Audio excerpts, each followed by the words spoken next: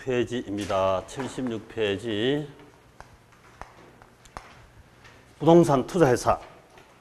여기서 매년 한 문제씩 나오죠. 리츠라고 한다. 리츠. 영어로 보니까 리츠이죠. 리츠. 우리 한국에서도 리츠 협회 이런 것도 있고 리츠 협회 하는 것도 있습니다. IMF 지나서 도입된 것인데요. 가령 이제 일반 리츠가 있고 일반 리츠, 일반 모든 부동산 다 투자하는 리츠가 있고 구조적 리츠가 있고 구조적 부동산에만 투자하는. 자, 일반 리츠는 다시 또 둘로 나눠져 가지고 자기 관리 리츠, 자기 관리 리츠라는 게 있고 자기 관리 리츠, 위탁 관리 리츠가 있고 위탁 관리 리츠. 자기 관리 리츠는 실체 회사가 존재하고, 위탁 관리 리츠하고 구조적 리츠는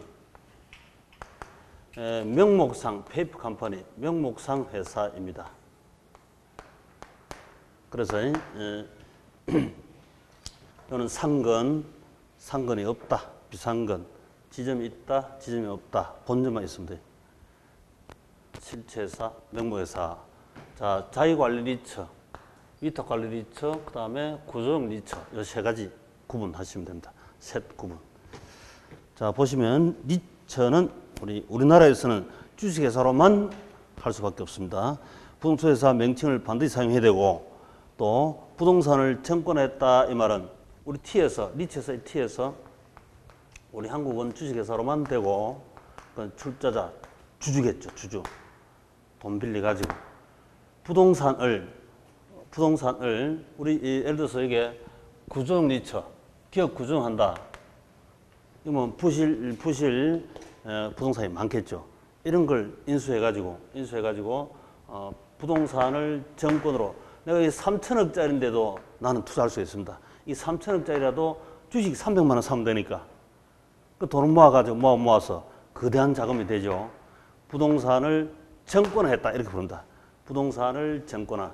우리 지금 남한이 북한보다 좀 경제 성장이 많이 했죠. 그리고 옛날 구소련에 비해서 미국이 훨씬 성장하고 옛날 중국보다는 미국이 많이 성장합니다. 그 이유가 이게 정권 자본주의로 인해서 이 시스템을 통해서 자동으로 부가 형성된답니다. 부동산을 또 역시 정권화한 거예요. 그래서 옛날에 우리 이거 도입되기 전, 리츠 도입되기 전에는 구조정하면 전부 다 귀고리, 금반지 이거 다 모아가지고 투자를 했잖아요. 그래도 안 돼가 3천억짜리가 외국에 600억에 팔리고 500억에 팔리고 다시 나중에 그 부동산 상승을 나서 3천억에 다시 사고 이런 게 많았습니다. 국부가 유출이 쑥쑥 빠져 나와버리지. 만약에 그때 리츠가 있었더라면 푼돈 다 모아가지고 이 3천억짜리를 샀더라면 될 텐데, 다 하고 나서 항상 미리 준비해야 되는데, 다 하고 나서 항상 배웁니다. 돈 다 날리고. 이래가 부동산을 정권했다. 이게 이제 되는 거죠. 그래서 구조적 기업이든 구조적 부동산이든 간에 다 살 수가 있어요. 간접 투자다. 내가 직접 3억 가지고 3억짜리 아파트 사는 게 아니고 3억 가지고 3천억짜리도 주식을 사면 되니까 간접적으로 투자할 수가 있다. 간접적으로 투자할 수 있다. 그 다음 수익증권 발행. 주식을 가지고 있으니까 주주로서 당연 수익증을 가지고 있습니다. 배당받고 매매해서 시세 차이가 없고 이럴 수 있다. 이지. 자, 리츠 종류. 일반 리츠. 일반이다 이 말은 모든 부동산을 다 투자할 수 있다 이런 뜻이라. all. 구조적 리츠는 구조적 부동산을 사는 게. 자, 일반 리츠가 자기 관리 리츠가 있고 또 위탁 관리 리츠가 있다. 그리고 구조적 리츠가 있습니다. 이 세 가지, 이 세 구분해서 학습하시면 되죠.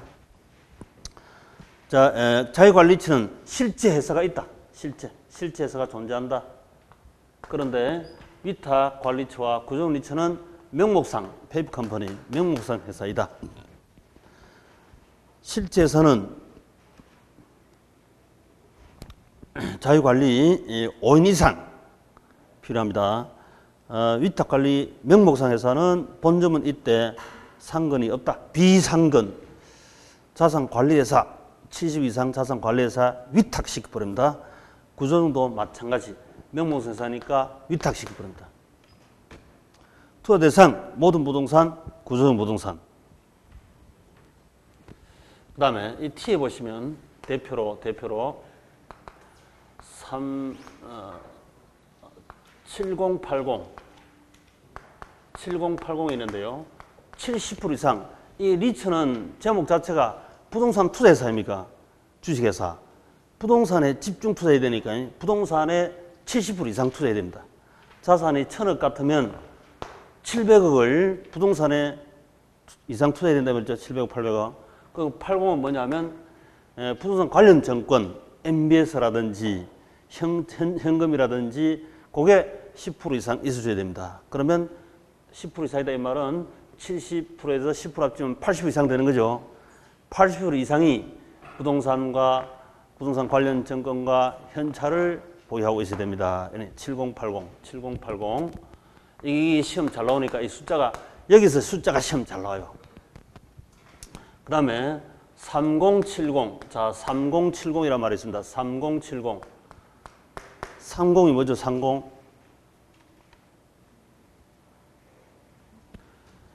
자, 부동산 개발. 부동산 투자회사니까 개발 부동산도 투자할 수 있겠지. 할 수 있는데 개발은 위험이 큽니까? 적습니까? 위험이 높죠. 위험이 높으니까 30년 이내만 개발에 투자하라 이렇게 돼 있고, 단 전적으로 개발에 투자할 수도 있어요. 70% 이상 개발 투자할 수 있는데 그때는 여기다 개발 리츠다 하는 명칭을 달고 개발하는 리츠입니다. 이렇게 달면 이게 이제 위험 고지를 다 한 거니까 이제는 괜찮다 이거지. 70% 이상 개발 사업에 투자됩니다. 그러니까 100% 다 개발 사업에 투자해도 돼요. 70% 이상이다 이 말은 100% 투자해도 된다 이 말이죠. 그래서 3070.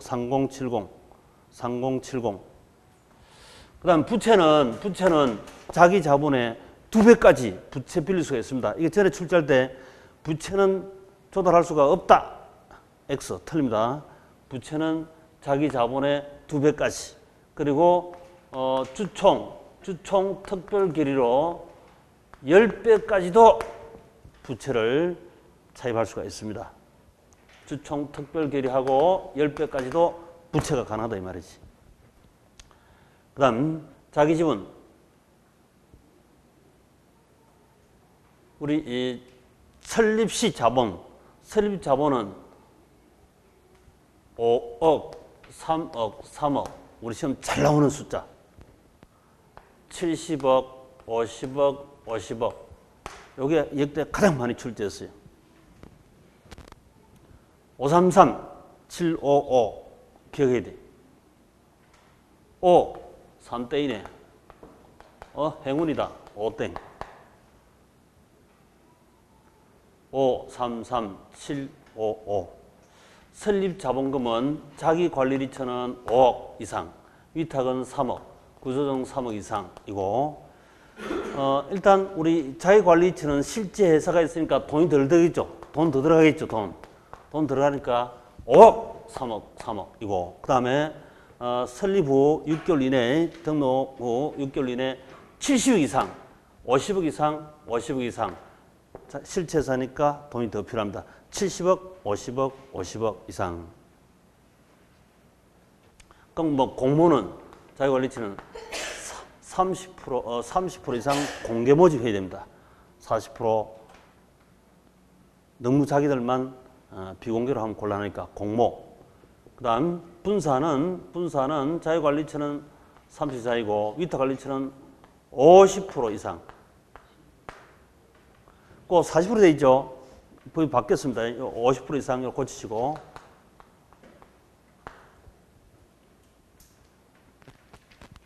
현물 출자는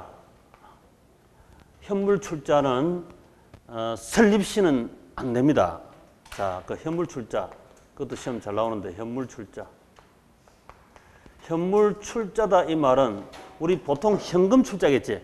현금 100억을 내고 100억 주식을 받아가는 현금 출자, 이게 일반적인데 현금 출자가 아닌 부동산으로 100억짜리 부동산을 출자하고 주식을 100억 받아갔대요. 이게 이제 현물 출자입니다. 현물 출자. 현물을 출자했다. 그런데 현물 출자는 이 100억짜리인지 아닌지 평가를 해야 되잖아요.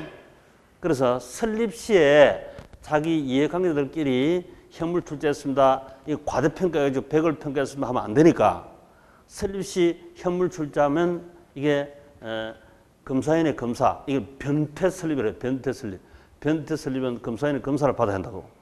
그러면 이해관계자가 또 괜히 CCB가 걸리니까 아예 막아버렸습니다. 설립 시 현물 출자는 안 됩니다. 변태 설립이 안 됩니다. 그 가지고 출제를 많이 한다고. 변태 설립 된다 하면 틀려. 근데 변태 설립은 변태란 말은 쓰지는 않습니다. 상법에 쓰는 용어인데 이거는 그냥 현물 출자 설립 시는 안 된다. 그거 꼭 확인하시고. 최저 자본금 조달 아까 70억, 50억, 50억 그 후에 현물 출자가 되는 거예요.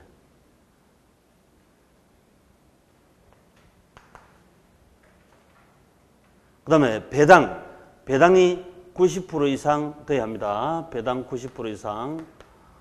주총 특별기로 조정할 수 있습니다만은 90% 이상. 그래서 우리 시험 나오는 숫자, 절개 나오는 숫자. 자, 다시 한번 봅시다. 정리, 요약집. 자산 구성이 7080이다. 매 분기말 부동산 70% 이상이고 부동산 관련 정권과 현찰 합체가 10% 더 있어야 됩니다. 그 말은 80% 되겠죠. 7080 해도 되고. 그 다음에 개발 사업은 30% 이내만 해야 합니다. 단 개발 전문 리츠다 하는 간판을 달고는 70% 이상 100%까지도 개발이 됩니다. 그거 주의하시고요. 전부 자산 전부 천억 전부 다 개발 투자해도 됩니다. 70% 이상. 그 다음에 자산 처분 제한 주택이고 3년이 아니고 1년 바뀌었어요. 주택이 1년 시험 거의 잘 안 나옵니다. 그 다음에 그 하나 더 옆에다 써보면 5년 범위 내에서 대령이 정하는 기간 내에 처분할 수가 없다. 대령이 뭡니까? 대통령이죠. 대령이 정하는 기간 내에 처분할 수 없다. 5년 범위 내에서 5년 범위 내에서 대령이 정하는 기간 내에 처분할 수 없다. 시험 거의 안 나옵니다만은. 그 다음에 부채, 사채 몇 배? 자기 자본의 두 배. 근데 부채가 조달해서는 안 된다. 이렇게 출제했다고. 되죠, 분명히. 그 다음에 주총 특별기로 10배까지도 된다니까. 회사 설립, 발기 설립만 됩니다. 발기 설립만. 발기 설립 뭐죠? 사민이 만약에 발기인이라면 사민이 주식을 100% 인수하는 방법으로만 설립됩니다. 발기인 이외에 공개 모집 설립은 안 됩니다. 발기인이 전적으로 다 인수하라 이 말입니다. 발기 설립만 되고 최저 자본금 준비 기간 설립 자본금 5억, 3억 시험 엄청 출제를 많이 했죠. 그 다음에 70억, 50억 어마어마하게 출제를 합니다. 영업인가 또는 등록날부터 6개월 이내 이제 최저 자본금을 준비하라 이 말입니다. 70억, 50억. 공개 모집은 주식을 공개 모집은 2년 내에 30% 이상 하면 돼요.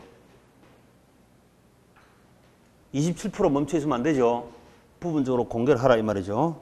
그 다음에 주식 분산 1인당 자기 홀로 자기 리처는 30% 이상 33%까지 있으면 안 되고 30 이내이고 그 다음 위탁관리처는 50% 받겠습니다. 50% 수정해 주고요.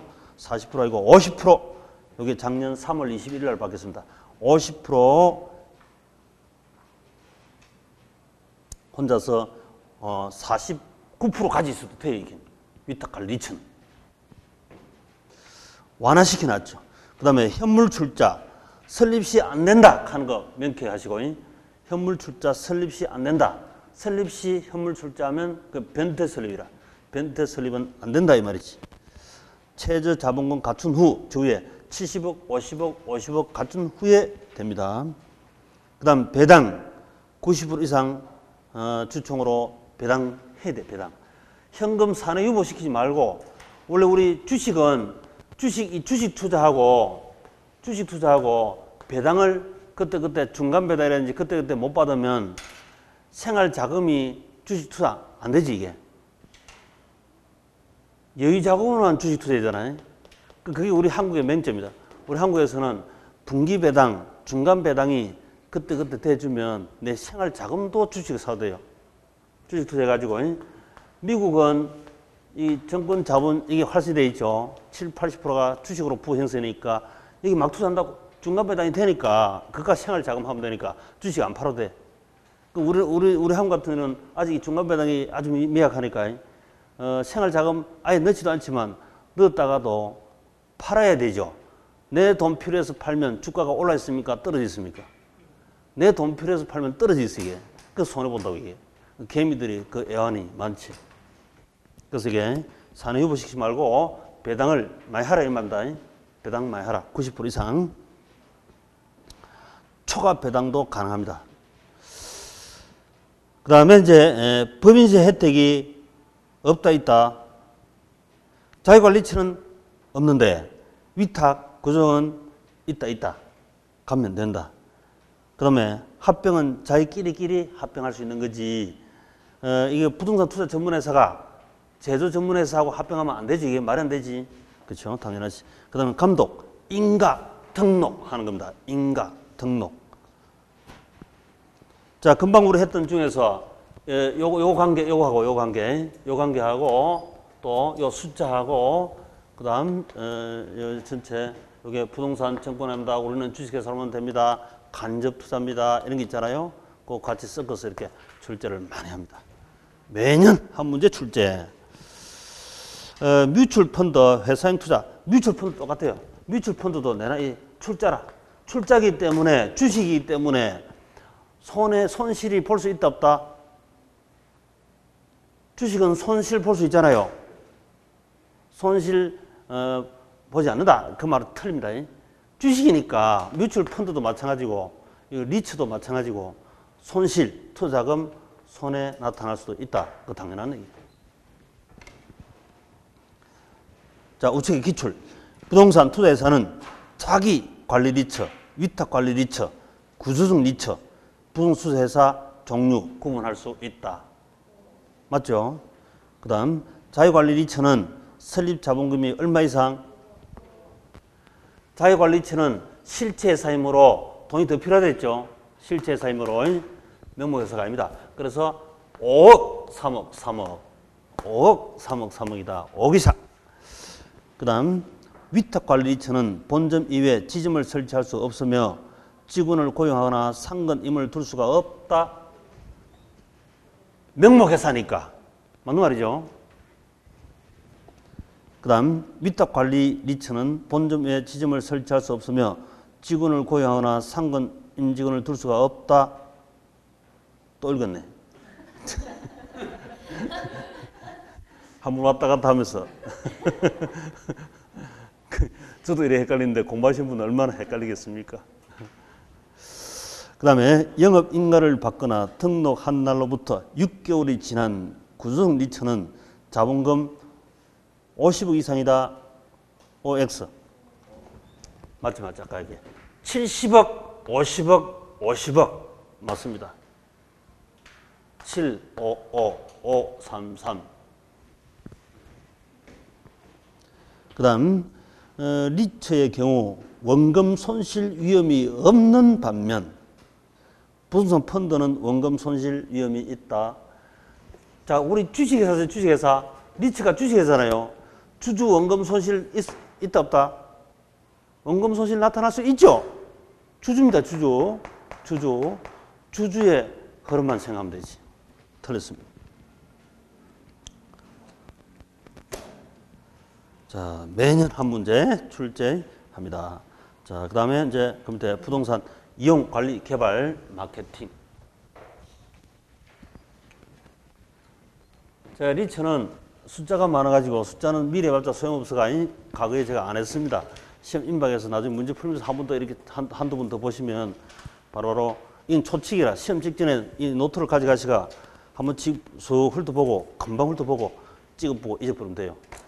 이건 완전 초치기로 눈팅으로 맞출 수 있는 문제니까 그때 확인하시고. 자, 70페이지 이제 부동산 이용. 자, 이용 관리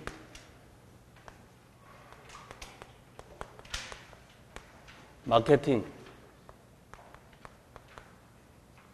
과거에는 부동산 소유하면 이래야 됩니다 라고 해서 그대로 암기 시절은 이런 걸 암기했다고. 근데 그렇게 출제 안 하니까 신경 쓰지 마시고. 부동산 이용 여기서는 안 나올 때도 있고 한 문제 나올 때도 있고, 그 다음에 개발은 이거 두 문제 내외에 왔다 갔다 이게 한 문제 나올 때도 있고. 이 개발 파트에 여기 이제 우리 공법 있죠. 공법 문제가 튀어나오기도 합니다. 공법.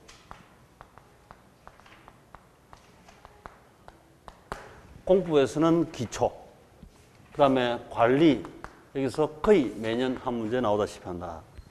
그 다음에 마케팅도 매년 한 문제 거의 나옵니다. 그래서 옛날 같으면 부동산 내가 소유할 때 최유효 이용하기 위해서 이발관 마케팅 해야 됩니다. 머리 좀 깎고 다니세요. 이런데 이제는 그럴 필요가 없어요.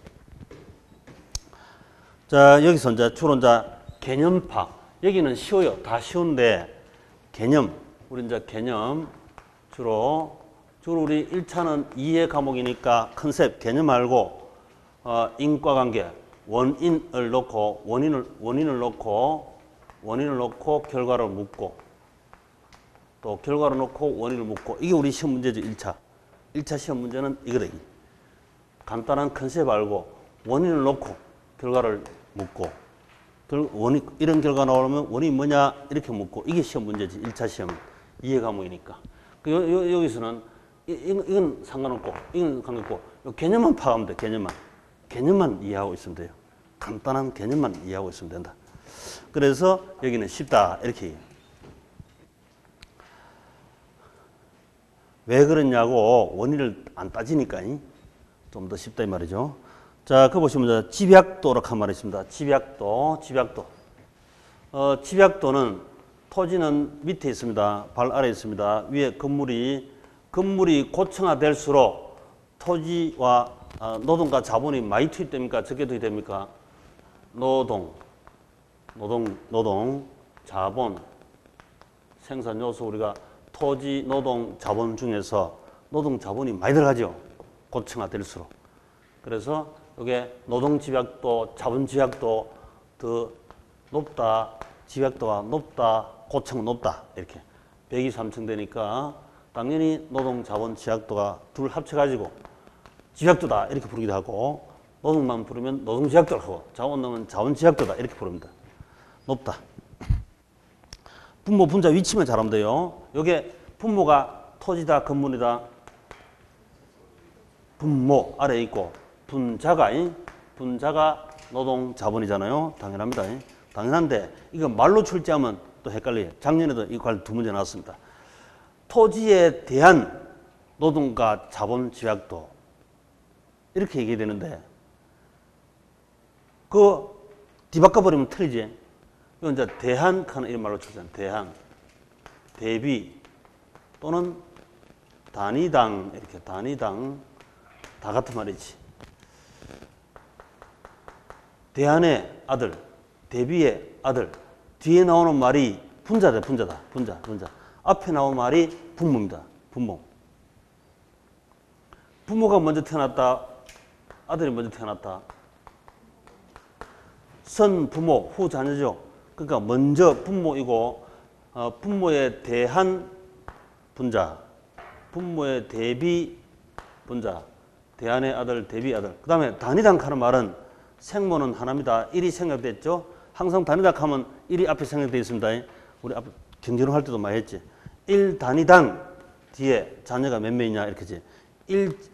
토지 1제곱미터당 노동과 자본이 얼마 투입되는가 이렇게 나온다고요. 근데 이걸 뒤에 이거 노동과 자본이라든지 이걸 앞에다 놓고 이걸 분모를 토지를 뒤에 놓으면 틀린 겁니다. 그 위치, 모자 이 위치 잘 보시기 바랍니다. 위치. 그게 시험 몇 번 나왔습니다. 그 다음에 도시적 토지용, 비도시 토지용이다. 보나마나 도시는 집약도가 높죠. 비도시는 낮고 당연합니다. 그 도시는 집약적 토지 이용입니다. 우리 집약, 비도시는 조방이라 합니다. 우리 집약, 조방 과거도 해봤죠. 집약, 농업, 조방, 농업 해보잖아요. 집약, 농업, 조방, 농업 같이 응용하시면 되고, 그 다음 자본의 수학체감법칙, 토지의 수학체감법칙, 이거는 뭐 어디에도 다 나타난 거지. 내가 돈을 가지고 투자할 때 수익률이 제일 높은 데부터 먼저 투자하죠. 그 다음 점점 줄어들 거 아닙니까? 수학체감법칙 당연한 것이고, 땅도 똑같아요. 땅이 내가 임대하는데 임대로 제일 많이 주는 사람한테 임대할까 이가. 그 다음 하면 좀 낮은 대로 이렇게 하겠지. 그래서 제일로 수익체감법칙이다 하는 기본적으로 다 똑같은 거니까 상식적으로 수요곡선, 수익체감법칙, 한계형 체감법칙, 생산성 체감법칙 뭐 과거에 다 했죠. 이미 이건 당연한 상식입니다. 그 다음에 집약 한계, 조방 한계란 말이 있는데, 집약 한계, 조방 한계. 자, 집약 한계는 우하양 수요, 우상량 공급. 우리 과거에 이렇게 공부를 했습니다. 투자를 할 때 첫 번째 투자할 때는 수익이 제일 높은 것도 투자하겠지. 100% 수익이라. 근데 비용은 요게 10%밖에 안 된대요. 그럼 이만큼 초과 이윤이잖아요. 초과 이윤. 내가 처음 1억 투자할 때는 제일 좋은 데 투자하니까 100% 수익률이고 1년 지나면 2억 된대. 그 비용은 10%밖에 안 들어요. 그럼 초과 이윤이죠. 초과 이윤은 소멸할 때까지 계속 투자한다 했죠. 추가 고 투자라 이 말이지. 자, 여기에 투자하면 여기 이제 수익 제일 높은데 한계 수익 체감하니까 수익이 요게 수익이 20%이고 비용도 20%야. 비용도 공급 곡선이 비용이잖아요. 한계 비용 최정 비용도 20%라. 그럼 여기는 본전이지. 본전 수요와 만나는 점, 이 점. 만약에 오버해서 더 투자해버리면 비용이 엄청 높고 수익이 적습니다. 이 손실이지, 손실. 너무 오버했다. 다시 벗어나라 이 말이죠. 그래서 우리가 123층이 건축되는 이유는 113층 하면 아직 초과 이윤이 있고 133층이 건축하면 너무 오버했으니까 손해다. 그래서 여기가 최적 수익과 비용이 같아지는 최적점이 됩니다. 그래서 이게 이보다 더 좋을 수 없다. 이게 벗어나면 손실이에요. 그래서 이걸 보고 한계 벗어나면 손실이니까 한계 집약 투자 한계 여기까지만 투자하면 됩니다. 123층 건축하면 됩니다. 그래서 집약 한계 이윤 극대 요게 이윤이라 하니 초과 이윤은 이건 초과 이윤 이건 다 먹었으니까 이윤 극대 집약 한계 초과하면 손실이다. 한계 벗어나면 손실이다. 상한선. 이거보다 더 좋을 수 없다. 상한선. 이렇게 불러요. 상한선. 우리 경제론에서는 우하양 수요, 우상량 공급에서 이 수익선은 뭐라 했죠? 수익선은 가격이죠.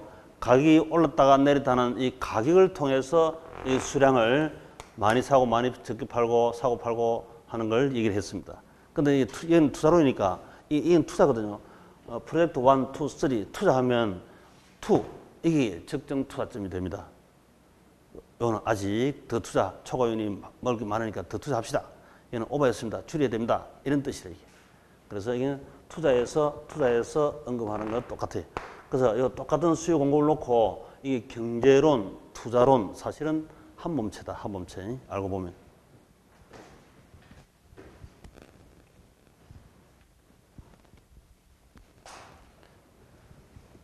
그 다음에 조방 한계는 저걸 한계 수익 한계 비용인데 총 비용과 총 수익 자, 총 수익하고 우리 총 비용 총 수익과 총 비용이 같은 점 이 점이 손익분기점이다. 이거는 비용이 많고 수익이 적으니까 손실이죠. 여기는 초과이윤이고 여기도 비용이 많으니까 손실이고 그래서 이 손익분기점 벗어나면 손해다. 이 손익분기점 벗어나면 손해인데 이거 최소한 손익분기점 이상은 최소한 손익분기점 이상은 해야 됩니다. 그래서 이걸 보고 하한선에 벗어나면 손해다 이 말이지. 손해다. 하한선 이보다 나쁠 수 없다. 요거 중에서 이윤극대 수익이 제일 많고 수익과 비용 차이가 제일 큰 요게 이윤극대점이다. 요걸 그림으로 보여준 것이 바로 이거죠. 한계 분석. 자, 한계 분석이 엄청 중요합니다. 요거는 총 분석이고 쟤는 한계 분석이고. 우리 세상 돈은 총 한계 이렇게 총 수익도 있고 한계 수익도 있고 그죠? 평균 수익도 있고 그 세 가지를 가지고 의사결정됩니다. 총 수익, 총 비용은 손익분기점을 이보다 더 나빠서는 안 된다 하는 걸 의사결정을 바운더리를 삼아주고 이 속에서 이 안에서 투자해야 된다 하는 걸 얘기해주고 이거 한계 분석은 한계 수익과 한계 비용 일치할 때 최적 투자점을 알려주고 그 다음에 평균 수익과 평균 비용은 평균적으로 결정해주는 의사결정하는 그 세상 돈은 이 셋 중에서 의사결정을 주로 내립니다. 제일 중요한 거는 이제 한계 수익과 한계 비용이 같은 이 점, 최적 투자점 이걸 찾아야지. 자, 뭐 특별히 중요한 건 아니고 간단한 개념만 하시면 되겠습니다. 자, 넘기시면 입지 잉여. 자, 입지 잉여.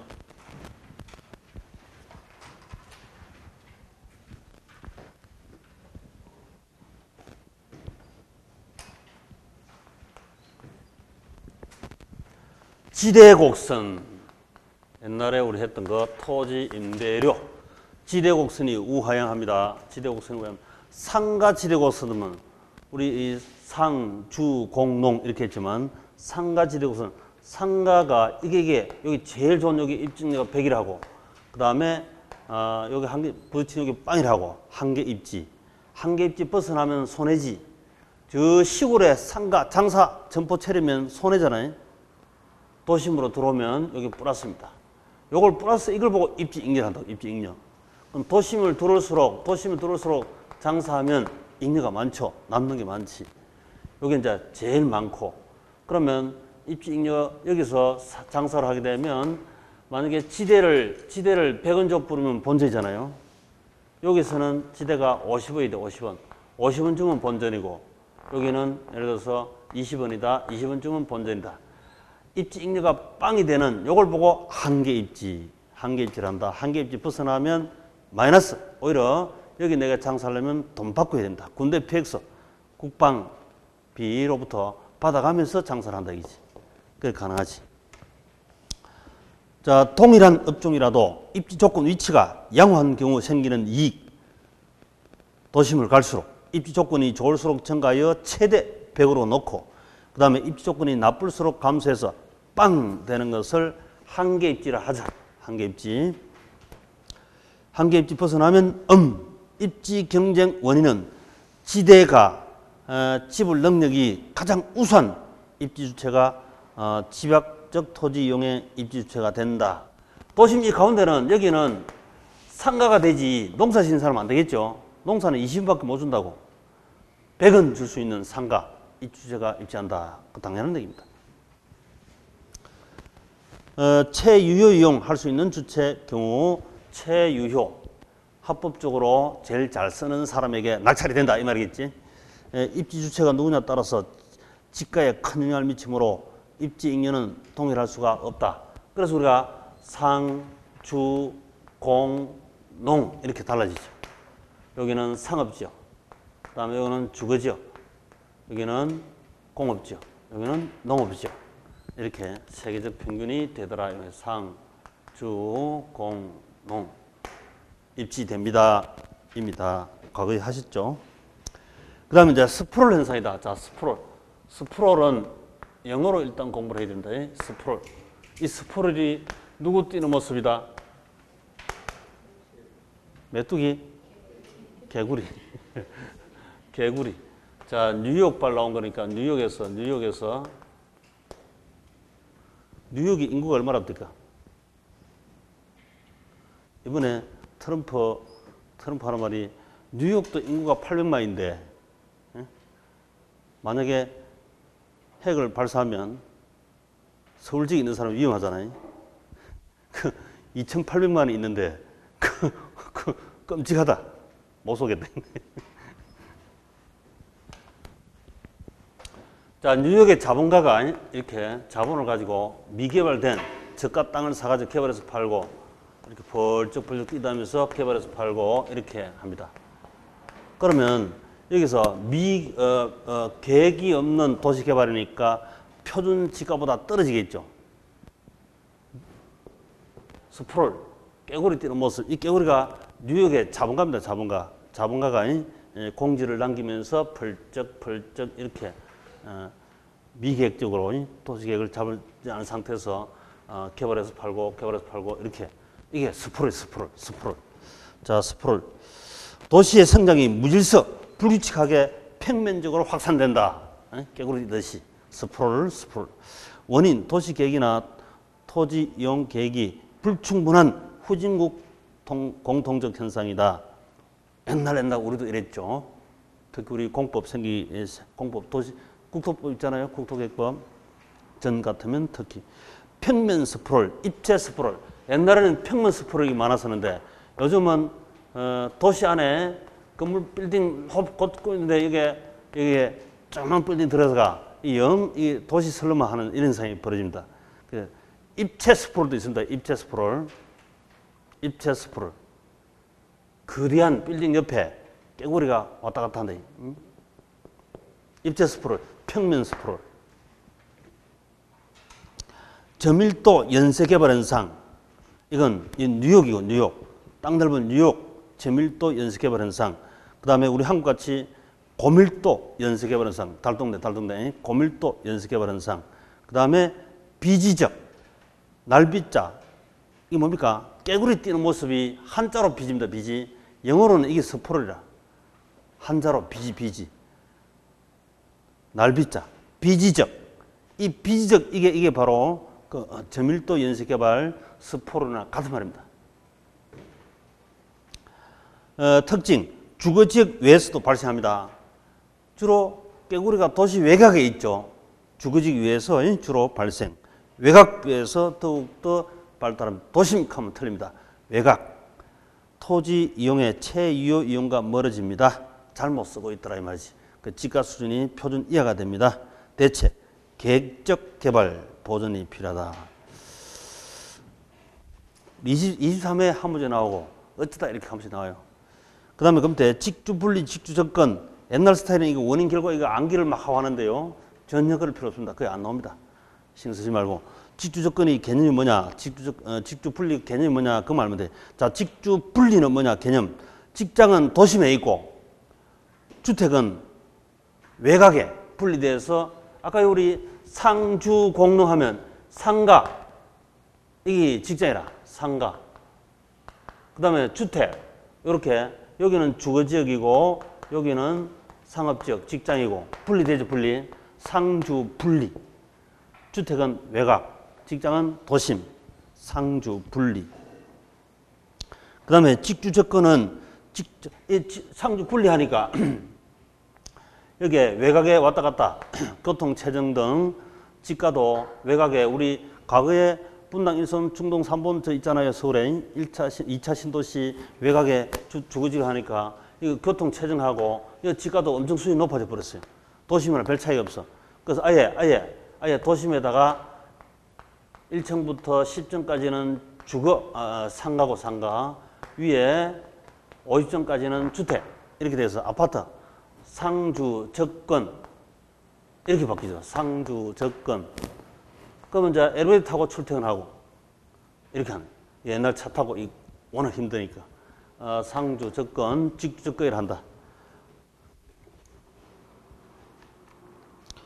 직장과 거처를 가까운 곳에 두려고 하는 현상, 회귀 현상. 자, 다음 페이지 한계지. 자, 한계지 개념. 특정 지점과 시점을 기준으로 한 택지 이용의 채원방권.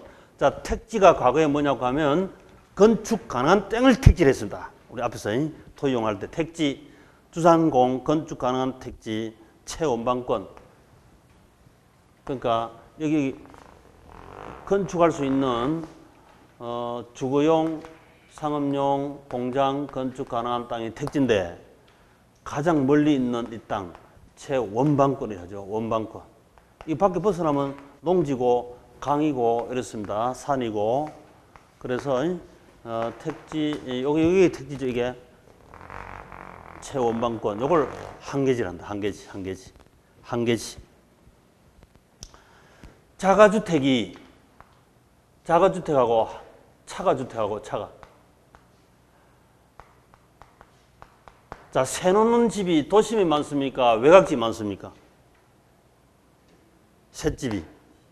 새 놓은 집은 차가는 도심이 많지. 자가주택은 외곽이 많습니다. 그 자가주택이 한계지 가까이 있습니다. 자기 집. 그 다음에 대체지가. 서울의 한계지다. 뭐 특정 도시의 한계지 하면 이 땅값이나 저 땅값이나 다 비슷해요. 여기 평당 예를 들어서 한계지가 70만 원이다 하면 얘가 만약에 얘는 40만 원밖에 안 된다.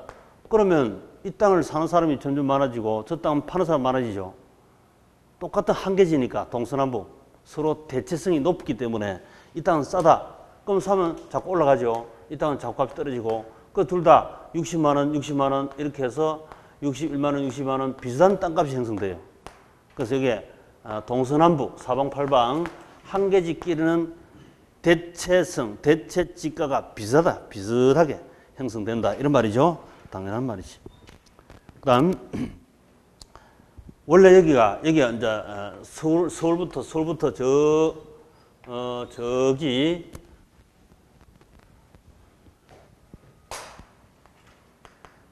온양온천까지 종로 상가에서 이렇게 쭉 전철이 통과한다. 천안역을 거쳐서 이렇게 쭉 간대요. 그러면 대중교통으로부터 이게 한계지 확장되는데 원래 여기 농지인데 지금도 천안 아산 이쪽에 가면요. 작년에도 아파트 피가 뭐 플러스 1억 생겼다 하는 게 막 생겼어요. 최근에도. 서울에 있는 복부인이 이제 시장권역을 확장했잖아요. 대중교통을 통해서 확산이 돼가지고 여기 수원장 걸치고 전철 타고 천안 아산까지 가는 거예요. 천안까지. 그 여기 이제 대지지가 확장되면 이게 이제 이렇게 확장되는데 원래는 이 농지 엄청 싼 땅이었죠. 싼 땅인데 이 평당 단가가 엄청 급상승해 버리지. 택지 후보지 이러잖아. 택지 후보지 아주 급상승하게 된다. 택지 후보지 땅을 사면 대박이겠죠. 대박. 지금 우리 어떻습니까? 저 남부 상태가 지금 이러면 38선 주변의 접경지에 강원도 땅이 제일 많죠. 3분의 2가 강원도 땅이라. 그래서 3분의 2 강원도 땅인데 이 강원도 지금 땅값이 상승의 사이다 하락의 사이다. 이거 뭐 급상승해서요. 돈 있으면 빨리 강원도 땅 빨리 사놔야 돼. 인천 이쪽하고 이쪽 접경지역에. 이 바로 이거 전부 다 이 후보지로 바뀌는 거지. 후보지로. 택지 후보지로 바뀐다니까. 택지 후보지 바뀔 가능성이 높다 이런 얘기지. 초기에 집값 상승이 빠르다. 그죠? 올라가기 전에 사자 이런 얘기겠죠. 그 다음에 대중교통축으로 이런 대중교통축으로 확산됩니다. 그죠? 대중교통축으로 확산됩니다. 이 말이지. 여기도 이제 나중에 이게 철도가 생기고 고속도로 생기고 이 대중교통으로 확장될 수 있겠죠. 당연히 충분히 됩니다. 한계지. 택지 용해 체험방권, 택지 후보지 전국 땅 찾으러 다니도 괜찮습니다. 그 다음 부동산 개발. 자, 개발.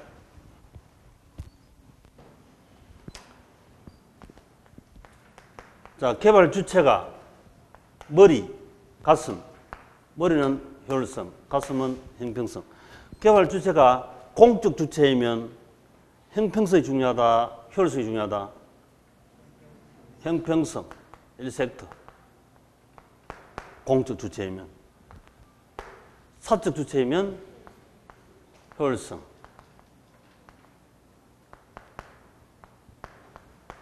그렇지만 전국토는 개발 결국 공적 주체, 사적 주체 같이 민간 합동 개발하기도 하고 안 하더라도 결국에는 다 같이 된 거죠. 그 제3섹터가 바로 가슴, 머리, 조화, 그걸 뭐라죠? 능률성이라 했지, 능률성. 제3섹터. 이렇게 개발됩니다. 자, 이걸 1섹터를 2섹터다가 틀린 거 찍으라. 이렇게도 출제했습니다. 또 공적 주체 LH는 사적 주체입니까? 공적 주체입니까? HF가 사적 주체입니까? 공적 주체입니까? 아까 우리 했던 HUG, 하우징 어번 거런티. 이것도 공적 주체죠, 다. 그렇죠? 공적 주체. 이걸 저기다가 집어넣고 틀린 거 찍어라 이렇게 출제하는데 그건 쉽겠죠. 그 다음에 사적 주체는 개인, 기업, 법인, 토지 소유자 조합, 재건축 조합, 재개발 조합 이 전부 다 사적 주체 아닙니까? 그래서 그런 이미 다 알고 있습니다. 거의 다 알고 있습니다. 민간 합동 부동산 개발 이렇게. 또 개발 주체를 어쩌다 한 번씩 출제를 자주 사실은 했었어요. 그래서 맞추기 쉽다. 1섹터, 2섹터, 3섹터, 그 섹터를 잘 구분하시고. 이게 공주체가 부동산은 토지는 공공재 특성이 강하다, 사주재 특성이 강하다. 그럼 북한은 아직까지 공공재 섹터를 두고 있잖아요, 토지를. 그 우리 이 통일점 하도록 개발하는 중국식으로 개발하면, 베트남식으로 하면 바로 매매하기 힘들죠. 세월 지나면서 서서히 가능하겠지. 그 지금 중개선 따놓으시가 나중에 통일되면 이제 북한 올라가서 중개하면 큰 돈 벌 기회도 많겠지. 그렇지만 공공재 특성이 강하기 때문에 넘버원 제1섹터가 공주주체입니다. 제2섹터 가면 틀립니다. 사주주체가 2섹터니까. 이게 넘버원, 넘버2, 넘버3. 그 다음 부동산 개발의 유형, 단순 개발, 지주가 직접 자기가 개발하는 환지는 환지, 매수, 혼합, 환지, 매수, 혼합. 이 다 아시죠? 공부할 때 마르고 닳도록 했을 겁니다. 우리 학교는 시험도 환지, 매수, 혼합 방식은 간간히 한 번씩 출제합니다. 간단한 개념만 보시면 되고. 자, 그 다음 넘기시고. 수복 재개발, 계량 재개발, 보전 재개발, 철거 재개발. 이때 이 재개발은 학개론의 재개발이기 때문에 우리 공법 공부하실 때 재개발하면 정비법이죠, 정비법. 예? 유사합니다만 일치하는 건 아닙니다. 여기는 학개론이니까. 우리 이 공법에서 재개발하면 재건축하고 달리 재개발하면 정비법이죠, 정비법. 그 흔적만 슬쩍 그렇구나 이렇게 하시면 되죠. 100% 일치하는 건 아닙니다. 자, 수복 재개발. 경주처럼 노후 불량 요인을 수리 복구 하면 된다. 수복 재개발. 계량 재개발은 기존 시설의 확장 개선, 새로운 시설 첨가, 이게 우리 보통 주택 재개발 하는 겁니다. 주택 재개발. 재개발은 주로 공동주택입니까? 단독주택입니까?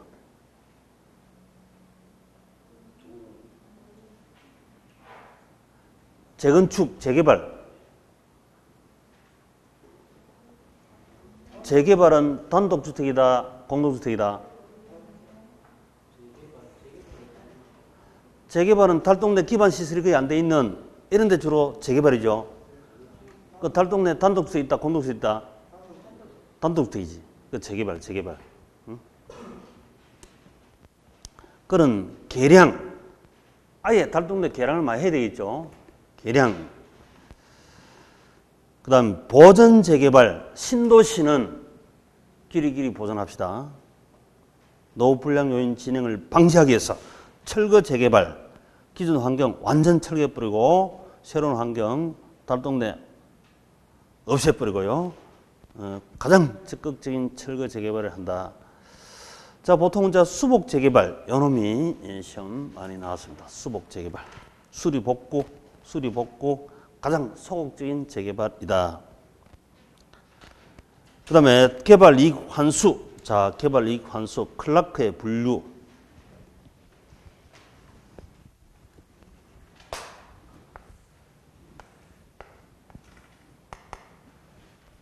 자, 여기를 지금 여기를 개발하고 싶다. 개발. 이 땅들을 다 개발하고 싶은데 개발하면 옆에 개발 이익이 생깁니까? 안 생깁니까? 다 개발 이익이 생기죠. 이 개발 이익 환수하는 방법이 크게 네 가지가 있대. 네 가지. 우리 한국 신문처럼 직접 직접 환수시키는 방법. 우리 재건축 개발이익 초과 환수에 관한 법률, 개발 이득, 개발 부담금 이런 게 있잖아요. 직접 받는 방법. 이런 방법도 있고. 요 개발하니까 요 개발이익이 생기거든. 개발이익 있는 주체에게 직접 환수하는 방법. 재건축 초과이익 환수에 관한 법률이 뭡니까? 올 1월 1일부터 재건축하게 되면 3천만 원 이상 나타나면 만약에 1억이 재건축 초과 이익이 났다 하면 3천만 원 빼버리고 7천만 원 여기에 대해서 50% 정부가 받아가는 거죠. 이런 식으로 돼 있잖아요. 재건축 초과이익 환수에 관한 법률 이렇게 돼 있죠. 이렇게 직접 부과한다니까 우리 한국은 이 직접 부과법. 근데 이거 초과이익 나오는 걸 국유화법, 국유화식이 볼 수 있어요. 국유화. 이만큼 초과이익 나온 땅을 전부 다 국유화, 국가 사들이고 그럼 개발이익을 국가가 가져가는 거죠. 그런데 이거는 우리 한국에서는 문제가 안 되죠. 이게 어렵지. 북한이나 중국 같으면 좋아도. 그 다음에 초과 매수. 요만큼을 초과 매수한대. 초과 이익 나온 쪽을 초과 매수해가지고 요걸 나중에 매도하거나 임대하거나 한대. 그러면 이게 국가가 개발이익을 다 가져갈 수 있죠. 그 다음 이제 상세법이다. 자, 이 땅을 민간 땅을 1억이다 하는 수용 보상가를 줘야 되는데 옆에 있는 당신 땅이 개발 이익이 나타났으니까 개발 이익이 뭐 3천만 원 나타났대. 그럼 빼고 7천만 원 주겠다 이 말이지. 상세하고 초과 이걸 상세하고 나머지 줄게 이런 말이에요. 그래서 지금 우리나라에서는 뭘 하고 있다? 직접 부과법, 수익자 부담금, 개발이익 환수. 뭐 그런 4가지 정도 있더라 하는 흔적만 남겨두시고 그 다음에 개발 위험. 자, 부동산 개발 위험이 높습니다. 그 개발 위험. 법률적 위험. 그 다음에 시장 위험, 비용 위험 3가지가 있다. 법적 위험은 법적으로 그 땅이 택지로 법적으로 되고 나서 사면 법적 위험은 낮겠죠. 근데 먹을 게 적잖아, 그죠? 먹을 게 적다. 법적 실무상은 법적으로 그게 나중에 택지화 될 걸 남날리 빠른 정보로 해서 사면 아까 말씀드린 대로 택지 후보지가 되어서 큰 돈을 먹을 수가 있을 텐데 법적으로 일단 결정되고 나서 사면 법적 위험은 낮습니다만 먹을 거 적다. 그 다음에 시장 위험, 마켓 시장 위험. 시장 위험은 자, 시장 위험.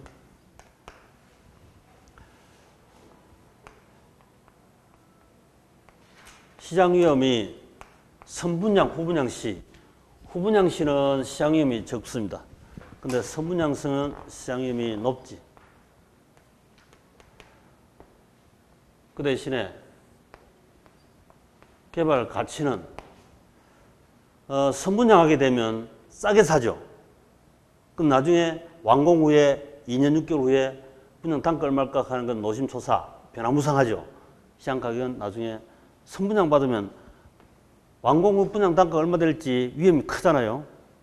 시장 위험이다 이 말은 시장 가격이 어떻게 변동할지 그 위험이 크다 이런 얘기지. 그런데 후분양하게 되면 그 대신에 이제 개발 기간이 2년 6개월 동안 개발 부가가치가 부여됐으니까 비싸게 사야 되죠. 후분양하면 비싸게 사고 그 대신에 이제 80% 이상 완공 후에 사니까 시세가 빤히 보이잖아요. 시장 위험은 낮습니다. 자, 다시 한번 시장 선분양하게 되면 개발업자가 리스크를 수분양자에게 전가시킨 거예요, 이미. 그럼 수분양자 입장에 볼 때 수분양자, 분양받는 사람 입장에서 분양받는 사람 입장에서는 싸게 분양받죠. 선분양 받으면 계약금 주고 중도금 주고 잔금 치르고 이렇게 해야 되겠지만 그 대신에 이제 시장 위험이 높습니다. 근데 뭐 요즘같이 플러스 P가 많이 붙는 곳에는 로또 당첨이다. 경쟁이 치열하면 100대 1이다 하면 그 대신에 당첨되면 나중에 시장 위험은 크지만 어쩔지 모르지만 시세가 많이 뛸지 적게 뛸지 모릅니다.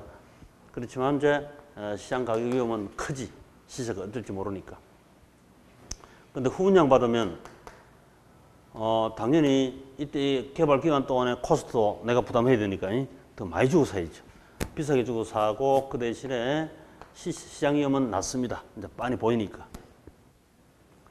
이거 당연한 얘기인데 이걸 흐름 잠깐 봐주시고 시장 위험, 선분양, 후분양 이 두 개 간단히 캐치 두시면 되고 그 다음 비용 위험.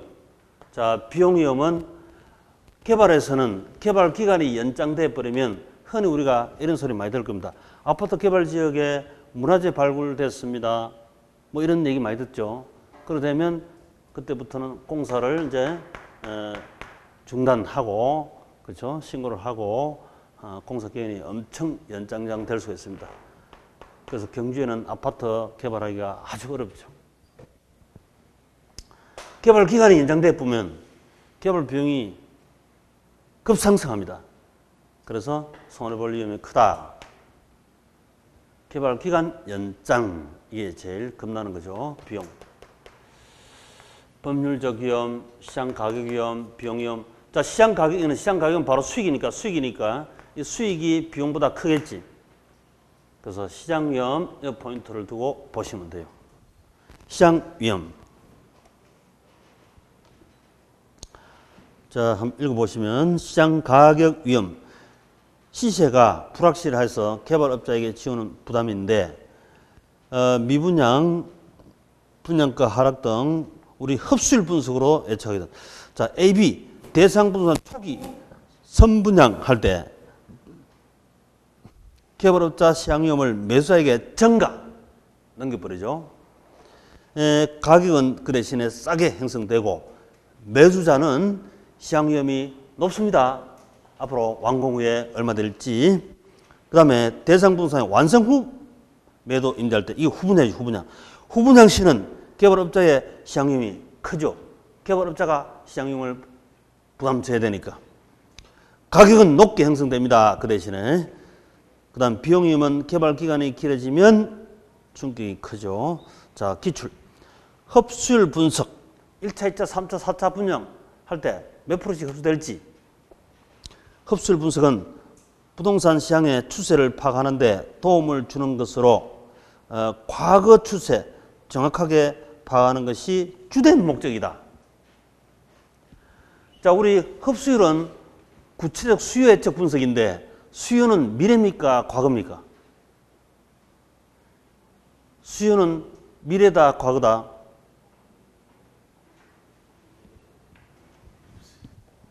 우리 경제론에서 수요 공급 공부를 엄청 많이 했죠. 그때 이 수요 공급은 미래다, 과거다? 그렇지, 미래지. 미래에 대한 수요 공급이죠. 과거는 이렇게 나타나지도 않고 이미 지난 겁니다. 우리 책 전체가 과거 데이터로 미래 예측하는 미래를 위한 그게 주목적이죠. 우리 지금 공부하는 이유도 미래를 위한 겁니까? 과거를 위한 겁니까? 미래를 위한 거지. 처음부터 미래입니다, 미래. 그래서 미래 주목적으로 당연 공부도 하고 수요 공급은 다 미래입니다. 그 주된 목적이 과거 추세 파악하기 위해서다. 말도 안 되는 소리지. X. 경제학자가 역사학자도 아닌데 왜 과거를 자꾸 들춥니까? 그 다음 개발 사업 부지에 군사시설보호구역이 일부 포함되어 사업이 지연됐다면 이는 시장위험 분석 소홀한 결과입니까? 법적 위험이겠습니까? 군사시설보호구역은 법으로 합니까? 그때 시세에 따라서 합니까? 법적으로 정하는 거죠. 그래서 법률 위험이다 이래야지.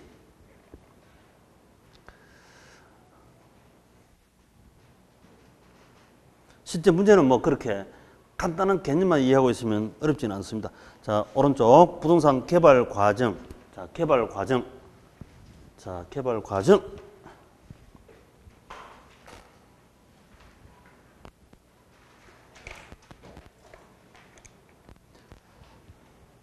랜드마크로 부동산을 개발하고 싶다. 제일 먼저 아이디어, 생각이 일단 들어야 되겠죠. 아이디어. 그 다음 예비적 분석. 야, 거기에 지금 300층 높이 건축해서 경제성이 있겠느냐. 계략적, 대략적으로 예비적 분석을 합니다. 오케이, 있겠다 하면 그 300장이 건축할 수 있는 이 부지, 땅 확보, 부지 확보. 있는 땅이라면 이게 선순위로 올라갈 수도 있습니다. 이 땅에 300층짜리 건축하는 게 어떨까? 이렇게 할 때는 있는 땅이라면 부지가 먼저 확보될 수도 있죠. 자, 그 다음에 부지 확보하고 나서 그 다음에 실행. 저 땅에다가 300평짜리 건축해서 300층짜리 건축했을 때 실행, 경제성, NPV법, 기타 방법이 있습니다만은 순인재 가치가 과연 전보다 크냐? 이렇게 되면 초과이윤이 생기냐, 경성이 있느냐 분석. 이 실행 단계에서 법적 위험, 경제적 위험, 기술적 위험, 기술적으로 과연 300층짜리가 가능한지, 또 법적으로 전혀 하지 않는지, 우리 공중 비행기 왔다 갔다 할 때 스카이라인 이런 되는 건지, 그래 놓고 나서 최종 경제성이 있는지 없는지 판단 이렇게 하죠. 그래서 이 셋 중에서 어느 게 가장 중요하다? 당연 경제적 분석, 경제성이 있어야 되지. 아무리 300층이고 간에 경제성이 없으면 안 되는 거죠. 실행, 경제성이 있다고 결론이 났습니다. 그러면 이제 저 300층까지 건축하는데 돈이 많이 들죠, 돈. 금융은 이제 선분양한다, 후분양한다. 선분양하면 계약금, 중도금, 잔금 받아가면서 공사하면 되니까 돈 문제가 크게 문제가 안 됩니다. 중소업체, 중소건축에서도 가능하다. 그런데 이제 후분양하면 미리 돈이 필요하니까 PF 방식으로 돈을 미리 끌고 오자. 이런 일이 생겼죠. PF 방식이라든지 기타, 금융도 아주 많습니다. 금융 방식이. 주의할 것은 요즘 뭐 P2P 이게 요즘 문제가 많죠. 이게 뉴스에 드러나죠. 이게 사기가 많다. 이게 P2P 방식, 기타 금융 방식이 많이 있긴 한다만은 이거 대체로 표준화 안 된 리스크가 많다. 먹튀 현상이 벌어진다. 그래서 PF 방식 등 금융 결정하고 나면 돈 조달 이상 없다. 그럼 이제 건설합니다. 건설. 이제 물리적 건축, 건설. 그러고 나서 이제 마케팅. 마케팅은 경쟁이 있다, 공사한다 하면 바로 미리 바로 하는 거죠. 미리. 처음부터 끝까지 마케팅을 통해서 분양하거나 임대 마무리해야 합니다. 이렇게 되는 거지. 그래서 이 순서를 시험 나온 적이 있고 한데요. 순서는 그냥 아예 외우지 마시고 제일 먼저 생각이 들어야 되지. 예비적 분석이 빨리 하는 거지. 본 분석은 나중에 하는 거 아닙니까? 본 분석은 땅을 확보해놓고 나서 최종 경제성이 있는지 없는지 분석하는 게 당연하죠. 그렇죠? 그 다음 이제 경제성이 있다 하고 나야 돈 조달, 구체 건축, 마케팅은 처음부터 끝까지 해야 되니까 당연합니다. 그래서 이 순서를 이어지 마시고 아예 부실금융 건설마 이렇게 이어지 마시고 그냥 그대로 가셔도 될 것 같습니다. 순서 기억 안 해도 상식적으로 추론이 가능합니다. 자, 기출. 예비적 타당성 분석은 개발 사업으로 예상되는 수익과 비용을 계략적으로, 대략적으로 계산해서 수익성을 검토하는 것이다. 요거죠, 그제? 계략적으로 손가락, 발가락 대충 해봤습니다. 오케이. 맞습니다. 자, 한 번 더 쉬고.